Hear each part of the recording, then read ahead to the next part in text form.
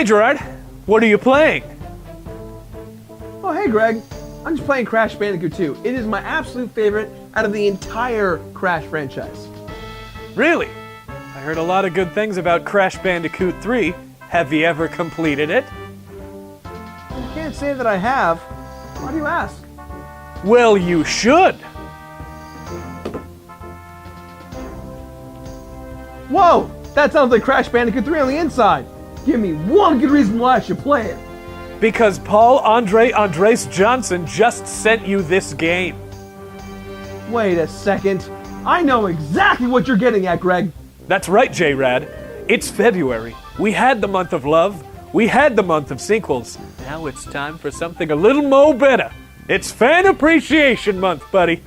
Time to get off your butt and complete some games that the fans have sent us. But why should I get off my butt? I complete games when I'm on my butt. Fan Appreciation Month? Ah, shit. Yes!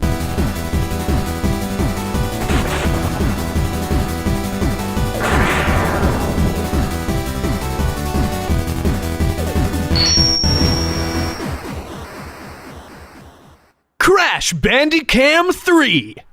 Welcome to Fan Appreciation Month right here on The Completionist. You guys have sent me so many games over the course of the past few years, and I want to say thank you by playing some of them for you.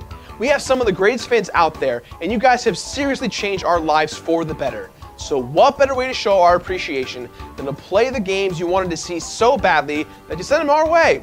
First on the docket is Crash Bandicoot 3, sent to us by Paul Andreas Johnson. In his letter, he claimed he was only able to get 103% completion when the game has 105%. Challenge accepted, triple first name dude. Hey, did you get the game that I sent in to you? You sent a game? Yeah. What game did you send? You didn't get it? No. No, I sent in the Mario All-Stars pack. What game did you send? Huh? What game did you send? The what was it? Mario What was it? All-Stars What was pack. it? Do it, son. Do it, son. Don't make me. Don't make me. Son. I will do it. Do it. I will do it. I will end him!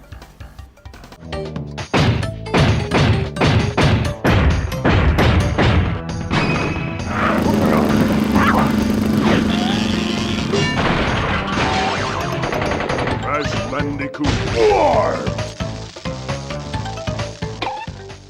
Crash Bandicoot 3 Warped, the follow-up to Crash Bandicoot 2. I'm very interested because I've never completed Crash 3.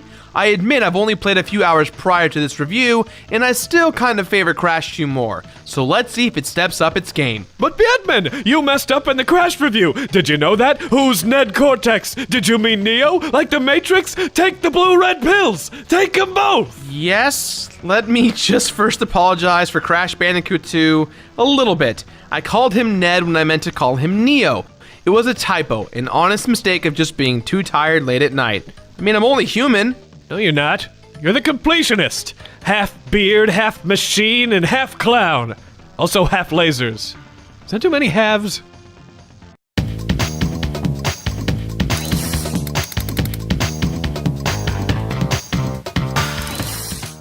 Last time on Crash Bandicoot 2, Wait! This is your spoiler warning. Click this box if you want to skip ahead into the review to avoid Crash 2 being ruined for you. Click this box here if you want to watch the Crash Bandicoot review so you can get all caught up, you chump or chumpette. Thanks for the save, Greg, but did you really need to yell into my ear? Yes, I did! Also, if you're watching this on other sites that don't have annotations, then skip to this time code right here in the video, or Google Crash 2 Completionist. Damn it, Gerard, I'm a doctor, not a doctor. Can we move on? I'm waiting for you, dude. Last time on Crash Bandicoot 2, Dr. Neo Cortex was blasting off again. With his space station descending to Earth, Cortex's station crashes into the ancient tomb of Uka Uka.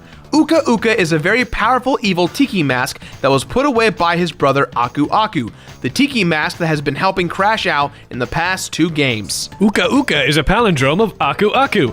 Science. I'm good at it. Uka Uka scolds Cortex for failing the past 2 times in retrieving the purple crystals and the silver gems. However, he's thankful for his release. They devise a plan to go back in time to the precise moments when the crystals came into existence. And how did they do this exactly? They added another team member, Dr. Nefarious Tropy.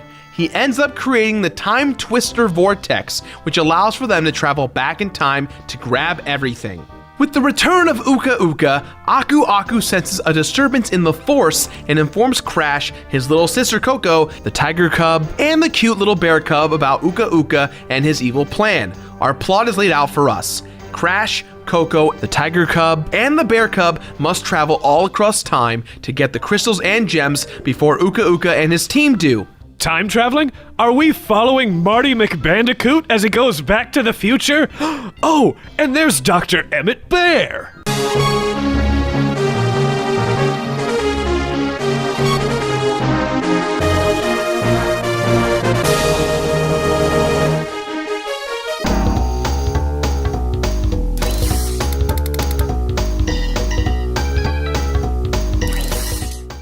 While Crash Bandicoot 2 was already pretty impressive, Crash 3 has subtle improvements, but not enough to blow anyone away. Naughty Dog had roughly 10.5 months to bring us the final installment in this trio of games, and within these 10.5 months of development, Naughty Dog created 3 separate graphical engines. They also used the original Crash 2 engine. Why did they use so many different engines? Why no Revengein? Well, they built a majority of the game on the original Crash 2 engine, but they wanted to bring in a bunch of new elements for the third game, all of which required a total revamp of how the game looks and is played. 2 engines were separately designed for the water ski and jet plane levels for Coco, and the third engine was the motorcycle levels for Crash. These designs are very fun and pretty straightforward, having very few errors. I miss the overworld area from Crash 2. There's a lot more detail in that one. With Crash 3, it still has that 3D world angle, but all 5 levels per each area are simply on a button that you stand on. This is a situation where I'm kind of torn, because while from a graphical standpoint, I love Crash 2's overworld, but from an efficiency standpoint, this one just makes so much more sense. And you're gonna find out you're gonna want that efficiency with how many times you're gonna play each level over and over again. The music to me seems better in the second one, with this game sticking more to short, repetitive sound loops. I don't know, maybe I'm just nostalgia blinded, but the soundtrack for Crash Bandicoot 3 didn't really stick in my head. Overall, in my experience, from a visual and audio perspective, it does just kind of come off as a modern day DLC edition. Some of these level designs just seem somewhat ripped from Crash 1 and 2. Nevertheless, this game does everything very well, and it should be praised for it. Here game, that's a good game. Who's a good game? You are.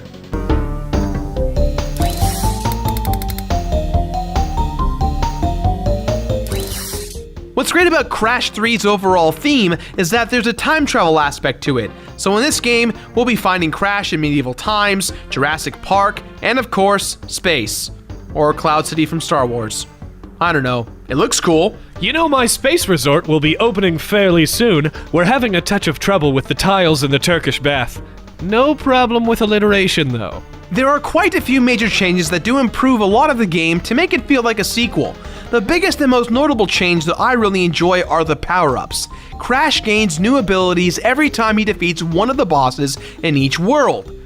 Is it a world? Is it a level? A zone? A lane? I really don't know how to describe it, but whatever those sections are called. Let's just call them sections. And these power-ups are very useful. Double jumping, continuous spin attacks, and even a fruit rocket launcher. The most useful has to be the sprint shoes. These power-ups finally give us a more progressive feel for Crash as a character, especially since some levels, like Crash 2, will require multiple visits. Speaking of multiple visits, you'll be doing dozens for almost every level you play for a few reasons. Your first playthrough is to grab the purple crystal and silver gems for destroying all the boxes. Maybe you'll do a second or third playthrough to get the colored gem, or when you get the other gems from a secret level. But from playthrough 3 or 4 onward, it's all about the time trials. After beating a level, you will unlock the ability to speedrun the level in a time trial fashion. Doing so will get you a Sapphire Relic, which adds to your percentage. The insanity builds as you need to do this a second time, beating another new set time to get the Gold Relic. And if things can't get worse, there's a Platinum Relic. We'll get to that later on, but the point is, get comfortable. You'll be playing this game for quite a while. Boy, good thing you didn't get up off your butt like I told you to. First time I've ever given bad advice. The levels where you play as Coco are great for when you take a break for playing as Crash. Coco's playstyle is very different from Crash, as you'll be riding the Tiger, the airplane, or the jet ski.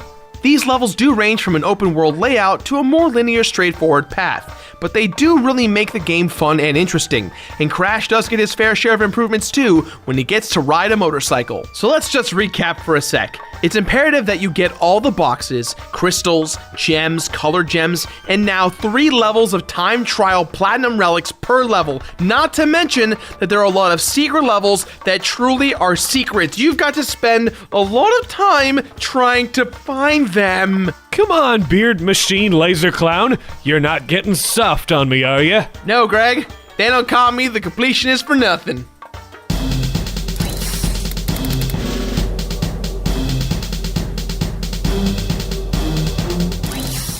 So after you do all of the things I just told you about, it's time to tackle Dr. Neocortex. Fighting Neocortex, like most bosses in this game, is pretty straightforward. He doesn't really pose a big threat, yet this fight is strangely complicated because of the fact that Uka Uka and Aku Aku are fighting one another while you're going toe-to-toe with Cortex. It's really rad, but it's also somewhat annoying. Tiki fight!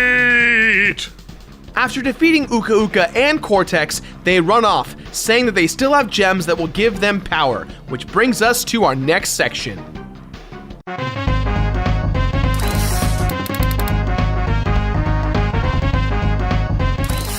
The completion bonus is a major feat to accomplish. If you do it, you'll feel very rewarded because it's not easy.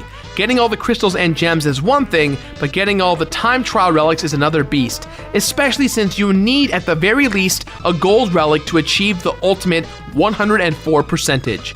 Once you've gotten 104%, you can go and get the real ending of the game by defeating Cortex once more. The Time Twister implodes and takes both the Doctors and Uka Uka into a sealed time warp in which the Doctors are now babies fighting over the mask. Hey, that's the plot of The Mask too. What a terrible, god-awful movie that was. When you're done with all of that, approach Coco in the main overworld hub, and surprise, she'll give you the last gem in the game, giving you 105%. Ooh, fireworks. So pretty. The biggest bummer about Crash 3's Completionist bonus are the Platinum Relics. Platinum Relics, which are balls hard to get, don't do anything at all for your percentage or the ending of the game. Getting them is a waste of time, and you'll be very angry with your end result. And getting the gold gets you the same results as getting the platinum, so there's no point. Hey, it's like the Winter Olympics. It just doesn't really matter.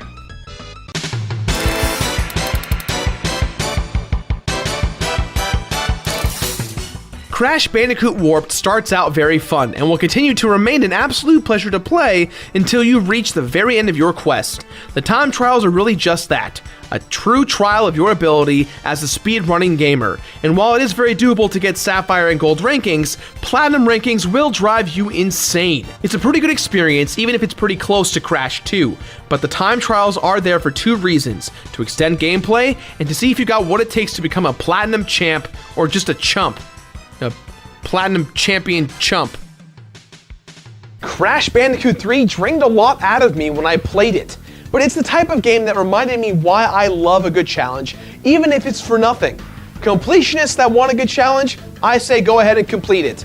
But the regular casual gamer in me says it's not worth finishing and not going after those platinum relics.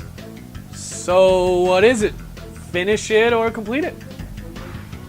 I'd say, with that in mind, guys, this game gets our completionist rating of Finna-peat it. Finna chump it! And after you finna chump it, be sure to subscribe. If you're already subscribed, check out these cool related videos. Now back to that bearded chump. That's all the time we have for today, guys. So as always, leave your thoughts in the boxes below. A big thank you to Paul Andreas Johnson for sending me his only copy of the game. And Andre, if you're out there watching this, please, I need your address so I can send this back to you, because during the moving process of coming here, we kind of lost some of the boxes and stuff. So give us your address, let us know. Now, if you excuse me, let's go ahead and listen to all the takes that I ruined trying to say "and efficiency." And efficiency. It's painful. But from an efficiency standpoint, can you just keep going? Just say "but" from an efficiency standpoint. But from an efficiency, Hit "but" just a little bit softer. but from an efficiency, oh my god, I can't say efficient. But from an efficiency standpoint, but from an amphibious standpoint, Keep trying. but from an Don't make "buts." but from an efficient